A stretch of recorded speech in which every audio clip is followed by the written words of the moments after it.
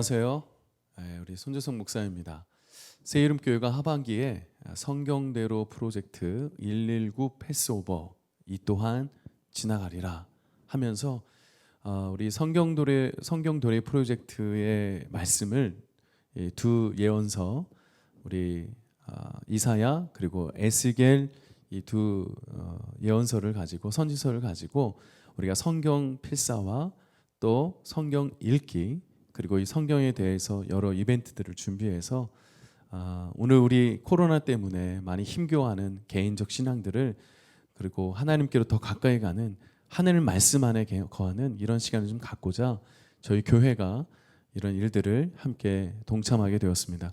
어린아이부터 어른의 일까지 각 가정이 성경대로로 함께 하면서 하나님 말씀 안에 푹 들어가 있으며 특별히 이 코로나 시대에 우리에게 주시는 하나님의 예언적 은혜들을 이 구약 성경 이사야서와 에스겔서를 통해서 발견하고 관찰되기를 바라면서 이사야서 함께 보도록 하겠습니다.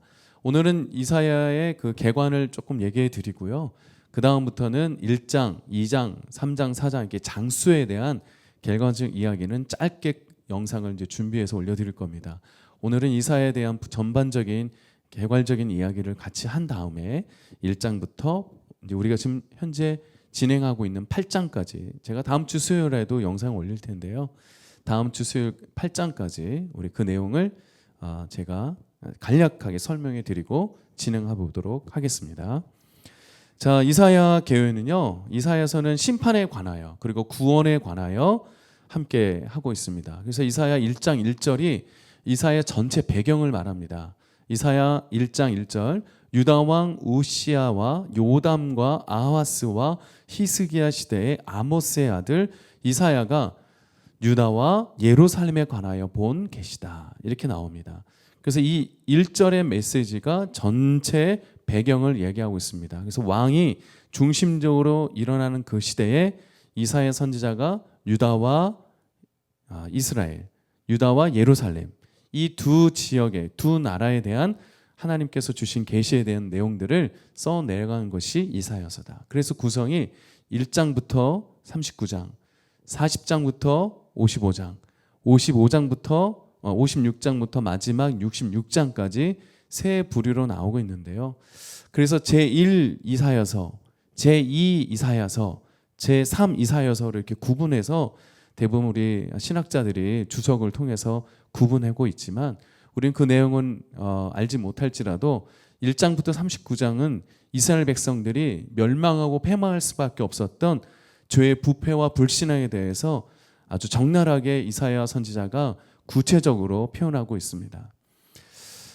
또한 이사야는 하나님의 뜻을 고의적으로 이스라엘 백성들이 거역하며 그분께 반항하는 이스라엘과 모든 민족들에게 장차 무서운 심판이 임할 것을 예언했으며 이 심판의 날을 이사야서는 뭐라고 표현하고 있냐면 여호와의 날, 하나님의 뜻을 거역하여 심판에 이르는 이 모습을 여호와의 날.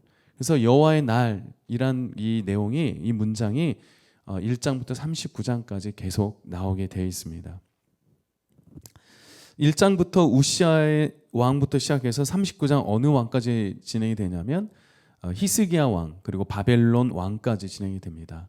그래서 1장부터 39장까지 히스기야 왕, 바벨론 왕까지 진행되는 가운데 유다와 북이스라엘이 하나님 앞에 어떻게 거역을 하고 어떤 뜻을 따르지 못하여 불신앙과 우상숭배로 패역하게 되었는지, 그렇게 패역한 이스라엘 민족들이 어떻게 이방 국가 애굽, 그 다음에 아수르, 바벨론 이 가운데가 유다와 이스라엘이었습니다. 애굽, 아수르, 바벨론 이 가운데에 껴있는 유다와 북이스라엘이 어떻게 이 주변 국가에게 멸망을 당할 수밖에 없었던지 그 내용들을 아주 자세하게 펼쳐가고 있습니다. 그래서 이 내용을 대이스라엘의 서사시다 이렇게 표현하고 있죠. 자, 선지자들의 예언 사역은 넓은 의미에서는 모세로부터 시작되지만 광고문학에는 아브라함에게서부터 적용할 수 있으나 오늘 여기에 나오는 이사야, 특별히 예레미야, 에스겔, 호세아, 아모스, 미가 이런 이 선지자를 통해서 집중적으로 드러난 사역은 하나님은 이스라엘 백성들의 하나님이시다. 하나님은 이스라엘 백성들의 하나님이시다. 그래서 이렇게 말씀하시잖아요. 너희는 내 백성이 되고 나는 너희의 하나님이 됨이니라. 너희는 내 백성이 되고 너희는 내 백성이 되고 나는 너희의 하나님이 됨이니라. 이거의 통맥을 이사야 선지자나 그 외에 다른 대선지자들이 이 내용들을 말씀을 하고 있습니다. 그래서 다시 여호와께로 돌아와라. 여호와께로 돌아와라. 사실 이 심판의 날 이사야 선지자가 1장부터 39장까지 이스라엘 민족들이 얼마나 많은 일들의 그 고통과 환난과 핍박을 받을 수밖에 없었지만 그 내용은 사실 심판이었다는 거예요. 그 심판은 곧 왜 그렇게 심판을 주십니까? 심판에서 멸망시키는 것도 있겠지만 다시 구원하시고자 하시는 여호와의 날을 허락하시고자 그 심판과 구원의 의미를 내포하며 예언하고 있는 내용이죠. 그래서 39장은요. 우리 오늘 1장과 이제 8장까지 개괄을 얘기하겠지만 특별히 39장까지 제1 이사야서는 회개하고 하나님께로 돌아오는 자에게 하나님의 날, 여호와의 날을 회복하게 하리라. 여호와의 말씀이 회복되게 하리라. 이렇게 결론을 짓고 있습니다. 자, 이사야의 특징은요. 이제 뭐 계속 이제 여러분 읽어보시면 알겠지만 벌써 2장서부터 이런 단어들이 나오죠. 이스라엘의 거룩한 자, 이스라엘의 거룩한 자라는 말이 데프리에서 나오고 있습니다. 이스라엘의 거룩한 자라는 말이 데프리에서 나오는데 이것은요 시편에 3번 나오고 예레미야 선지서에서는 2번 나오고요. 열왕기하에서 19장 22절에 또 한 번 나와서 이 이스라엘의 거룩한 자에 내포된 어근의 의미는 구원이라는 단어를 쓰고 있어요. 구원. 그래서 이 시편을 제외하고 구약의 어느 곳에서도 이사야처럼 구원이란 말이 자주 나오는 책은 없습니다. 그래서 이스라엘의 거룩한 자, 또 한 번 나오는 게 단어가 뭐냐면 남은 자. 그 남은 자라는 단어. 그래서 끝까지 말씀으로 남은 자, 거룩함을 입고 남은 자. 구원은 어디로부터 온다고 말씀하시고자 이 이스라엘의 거룩한 자로 얘기합니까? 여호와께로부터 나오는 것을 알려주시고자 이스라엘의 거룩한 자 혹은 이스라엘의 남은 자라고 이렇게 표현하고 있습니다. 남아있는 자. 그래서 심판과 구원이라는 주 내용을 가지고 만군의 여호와 하나님의 통치와 구속을 말씀하시는 내용이 이사야 전반의 통으로 맥으로 잡고 있습니다. 자, 영광이라는 단어는 38번, 이스라엘의 거룩한 자라는 단어가 27번, 남아있는 자라는 내용은 13번이나 등장하고 있습니다. 그래서 결국에는 심판이 있었지만 하나님께서는 이스라엘의 남은 자, 하나님께로 들어오고 하나님 말씀으로 여호와의 나라로 돌아오는 자에게 이스라엘의 구원의 자, 그럼 누굽니까? 끝까지 남은 자, 이들에게 향한 영적 메시지라 또 할 수 있는 것이죠. 이사야서는 이제 유다는 어디에 멸망하고 북이스라엘은 어디에 멸망하여서 39장 이후로부터는 포로기부터 시작이 되고 55장 이후로부터는 포로기 이후로 나타나게 됩니다. 다시 한번 1장부터 39장은 멸망할 수밖에 없는 유다와 북이스라엘 내용이 다 들어가 있고요. 40장부터 55장까지는 포로기입니다. 포로되어서 들어간 모습들을 전개하는 내용입니다. 그리고 56장부터 마지막 66장까지는 포로 이후의 남은 자 이야기에 대한 구원의 메시지가 설파되고 있습니다. 그것이 이사야서의 전반적인 그림으로 나타나고 있죠. 제가 잠깐 유다는 어디에 멸망하고 북이스라엘은 어디에 멸망합니다 라고 얘기했는데요. 이거는 퀴즈입니다. 너무 재밌어요. 이게 퀴즈입니다. 이거를 아시는 분은요, 우리 목장장 카톡방으로 좀 올려주시면 그분께 커피 한 잔 보내도록 하겠습니다. 환호! 많은 분들이 환호해 주셔서 감사합니다. 다시 한번 얘기합니다. 북이스라엘은 어느 나라에게 멸망했는가? 그리고 남유다는 어느 나라에 멸망했는가에 대한 부분을 퀴즈를 냅니다. 여러분 꼭 한번 내용을 아신 분들은 퀴즈로 답을 해주시면 좋겠습니다. 마지막 정리해 보면요, 이스라엘 선지서는 이사야 선지서는 BC 예수님 오시기 전 745년부터 680년경, 그러니까 포로 이후 직전까지 그 내용들을 예루살렘 성전에서 기록됐다고 하는데, 이 기록된 정경은 쿰란이라는 동굴에서 발견하게 되었어요. 그래서 1장부터 55장까지, 나머지 56장부터 제3 이사야서는 다른 또 기록자들이 발견하여서 이것이 합본으로 만들어진 것이 이사야서입니다. 자, 오늘 1장부터 한번 보도록 하겠습니다. 다음 주부터는 이제 이사야서의 개관을 이 정도로 하고요. 주 내용은 심판과 구원이다. 그리고 구원에 있어서는 어떤 단어를 썼다? 이스라엘의 거룩한 자. 이스라엘의 거룩한 자. 그리고 끝까지 남아 있는 자. 이들에게 구원의 메시지를 얘기하는 것. 이 구원의 메시지의 가장 핵심이 바로 우리를 구원하실 메시아를 기다리는 소망을 담고 있는 예언서가 바로 이사야서다.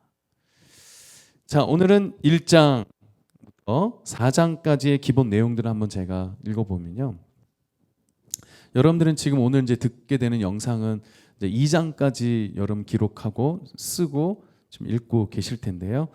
자, 1장부터 4장까지의 이사야서의 내용에 보면 유다에 대한 책망이 아주 적나라하게 기록되어 있잖아요. 뭐 예를 든다면 슬프다 범죄한 나라요. 그리고 허물진 백성이요. 행악의 종자요. 행위가 부패한 자식으로다. 참 이 단어 자체가 어떻게 보면 거론하기 힘들 만큼 부끄러운 단어들을 막 쓰고 계십니다. 이사야 선지자는 이스라엘 백성들의 뭐 거칠어로 얘기하는 게 아니라 정확한 언어로 그런 불신앙에 대한 부분들을 책망하는 어조로 글을 시작하고 계십니다. 그리고 4절의 끝부분에 보면 그들이 여호와를 버리며 이스라엘 거룩하신 이를 만홀히 여겨 멀리하고 물러갔도다. 하나님을 버렸고 하나님을 세우신 이스라엘의 거룩하신 이를 멀리했다. 그래서 유다가 패망하고 북이스라엘이 멸망할 수밖에 없는 기록에 대한 목적을 각 절마다 이렇게 적나라하게 심판하고 책망하는 내용들로 보여주고 있습니다. 유다 왕국의 죄악이 사회적으로, 정치적으로, 그리고 심지어는 하나님을 잃어버리니까 영적 생활에도 깊숙이 하나님을 버리고 하나님을 가까이 하지 않으니 우상 숭배라든지 단을 신을 섬기고 다른 계명들을 따르는 거짓 선지자의 이야기들이 정말 줄곧 나오는 것이 1장부터 39장의 내용인데, 그렇게 해서 민족이 회개하지 않으므로 하나님을 멸시하게 했다. 이 내용이 1장부터 진행되고 있습니다. 신앙은요, 우리 영혼만의 영역이 아니라 신앙은 전 산, all life, 전 영역에까지 스며들도록 하나님의 말씀을 가까이 하고 하나님을 가까이 하도록 하는 것이 구원받은 자의 기쁨인 것입니다. 지금 이스라엘 백성들은 하나님의 말씀도 가까이 하지 않았고 멀리했고 하나님을 멀리했기 때문에 패망했다고 오늘 여기 패망의 원인을, 그 이유를 이야기하고 있잖아요. 그래서 신앙은요, 우리 영혼만의 영역이 아니라 우리 삶의 전체적으로 하나님의 말씀도 있고 하나님을 가까이 하는 이런 은혜가 있을 때 오늘의 신앙을 이길 수 있다. 그게 1장부터 4장까지 전체적으로 흐르고 있는 영적 회복의 메시지인 것 같고요. 자, 이게 우시야 왕 치하에서 1장부터 6장, 그 다음에 이어지는 아하스 치하의 7장부터 14장까지 있는데 우리가 8장까지의 내용들을 제가 알려드리기 때문에, 자, 두 번째는 아하스 치하의 7장과 14장 중에 5장에서 7장까지 이야기를 좀 얘기를 나눠보면 이사야가 예언자로 부르심과 위임을 받는 장면이 나옵니다. 예언자로 부름을 받고 위임을 받는 장면이 여기 나옵니다. 5장에서부터. 그래서 그는 우시야 왕 죽던 해에 부름을 받게 됩니다. 이게 되게 중요한 이야기예요. 우시야 왕 죽은 해에 부름을 받은 예언자. 왜냐하면 시대와 연도를 정확하게 했고 그것이 증명되는 진리이기 때문에 이 예언자 이사야를 통해 하나님의 말씀과 하나님의 살아계심과 그의 위엄과 만군의 주 여호와 하나님을 살아계시도록 그 위엄을 증거하는 내용이 바로 우시야 왕 죽은 해에 이사야 선지자가 예언자로서 부름을 받는 것이 이 내용이 너무 중요한 이 전개 내용입니다. 반드시 알아야 되고요. 그래서 우시야는 하나님의 거룩함을 업심여기다가 무슨 병을 걸리냐면 문둥병으로 일찍 죽은 왕으로 나타나게 됩니다. 이사야 소명이 이 죽음과 연결되면서 이사야 소명은 어떻게 합니까? 이스라엘 백성들에게 탄식하고 설파하면서 뭐 하기를 원하시냐면 여호와 경외하기를 힘쓰라고 얘기합니다.